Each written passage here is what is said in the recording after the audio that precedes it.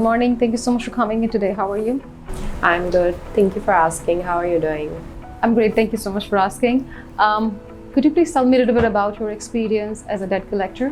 Sure. I've been working for a North American debt collection agency for the last 15 months, and I have worked with a variety of clients for government and consumer collections. However, my main focus was to collect for the unpaid property damage claims. Okay, well, that is great. So how are you using those key point indicators to measure your success as a debt collector? Absolutely. One of the most important KPIs for us is our liquidation rate for each client, which is a product of our workflow efforts on each file, like emails, SMS, our average tracking call volume, and the daily collection or close rates. Well, that is interesting. So how do you go about achieving those KPIs? Well, it starts with having a solid understanding of clients' business and their customer relationships. The more we understand about their unique transactions, the more effective we are at resolving accounts and overcoming objections. Also, we use multiple techniques to locate and engage debtors, which are actually lacking prior to the account coming prior to collections.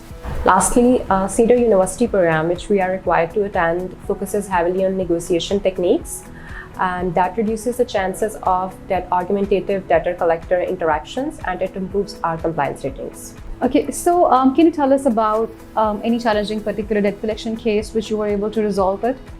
There was a complex case. 3 parties were involved in it, and 2 of them denied the liability, and 1 actually showed willingness to settle the amount. It took some time and considerable effort to reach a resolution, and I had to employ various negotiation skills. However, I was able to persuade them to pay the amount in full, and it led to a successful resolution of the case. So you mentioned earlier that you are getting training from the Cedar University. If you can tell me that, how are you trained on the subject of compliance? At our debt collection agency, we prioritize compliance with regulations. So we undergo a comprehensive training program at Cedar University.